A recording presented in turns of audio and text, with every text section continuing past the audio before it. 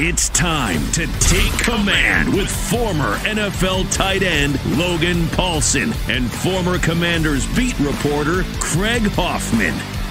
Take 5 on a Thursday, full preview of the Seahawks and Commanders tomorrow. But right now, Logan Paulsen, as I am Craig Hoffman here on Take Command. We always talk about playing the opponent or the trip, in this case, the trip, because they're going to Seattle, which is the longest trip that this team can possibly take. Well, in the continental United States, it is a behemoth of a trip. I remember when I covered the Cowboys and I was living and working in Dallas, like it was a long trip from Dallas. You're already halfway across the country. Seattle is just way freaking up there. And it is a beast of a trip. I've actually never seen the Seahawks win a game in Seattle, which is crazy because they've been so good at home. And I think I've covered 3 games there. And there was a stretch where like they lost like 5 games in, 6 years or something like that at home.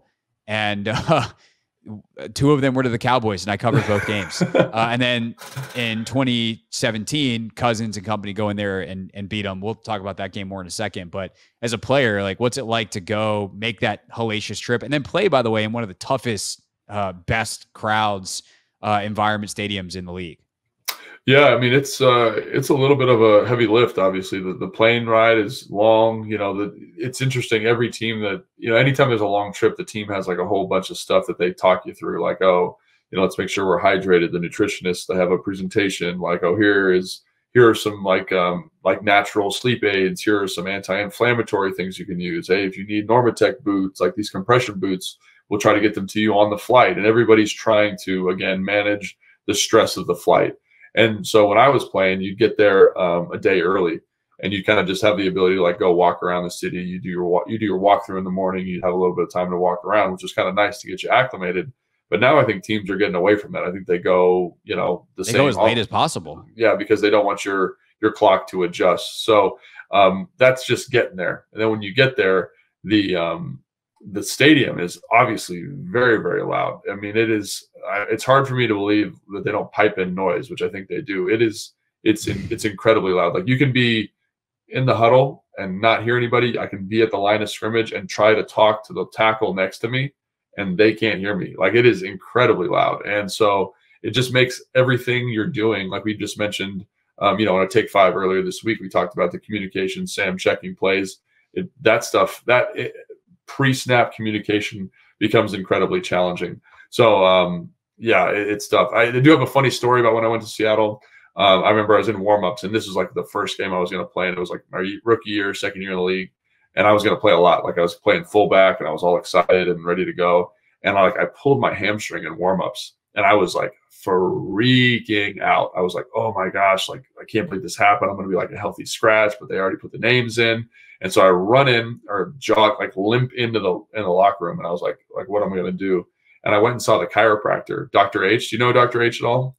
I didn't know Dr. H, no. Dr. H, who has these like oven mitt hands, like just the strongest hands you've ever seen. I just pulled my hamstring, I think. He goes, I got you. And I was like, this guy, no way. And he gave me, and he just stuck his thumb. Like I felt like he stuck his thumb in my hamstring to the point where he was touching my femur. And I felt a pop. And then I was fine. I played the whole game. Totally fine. And I was like, what is going on? But thanks, Dr. H. You're the man, and saved my butt in that situation. But like one of those like weird things where like I was like, I cannot walk right now. Go and see Dr. H. And pop. And I was like, okay. I'm not a big chiro guy. Me neither. But that was. But you were that day. That day I was like, whatever you need, bud. Here we go. Played the whole game. It didn't bother me at all the rest of the year. I swear it was the weirdest thing that's ever happened. I need to go see Dr. H for my hamstrings. They've been screwed up for 5 years. He's excellent. Highly recommend. He's in private practice now, so go do that. I can go see him. I mean, I covered the 45-man game as the way I always remember it. That's crazy. In 2017. I didn't even know that was a thing. That's insane. They didn't have a choice. And like, it would be different. What's funny is it doesn't happen anymore because now if you have, that many guys injured, you call up someone from the practice squad and you're able to field a 46-man healthy roster. But the way it worked back in the day, that wasn't an option. And so they just literally did not have enough healthy bodies to dress 46 guys. So I think Brandon Sheriff was technically active, but he wasn't actually in uniform. Or he might have been in his uniform. Wow. Like, you know, sometimes in college, like guys will wear their uniform with no shoulder pads. Like I think that might have been what Sheriff did on the sidelines. I mean, it was crazy. And then they go to Seattle. Seattle was pretty good that year. Washington had lost 2 in a row. They had lost to Dallas, lost to Philly. They come out, they're not playing well, and they somehow eke out a like 17-14 win. And it's the only play that Josh Dotson ever makes in his Commanders or his Washington career is this insane catch down the seam for a touchdown to win it. And like you walk out of there and everyone's just exhausted, like pure, like no one was even excited, elated. It was just pure exhaustion. They could not believe that they won the game. And they pulled it off, and then they lost the next 2. And ultimately they wind up playing the Giants at the end of the season. And we all know how that goes when they played the Giants at the end of the season. And that turned out to be Kirk Cousins' final game in Washington. But yeah, that was a highlight of the season, that win for sure. And it was just such a gutsy win. And sounds like it. Kirk was incredible to manage that game to a victory. So that's always going to be one of my Seattle memories.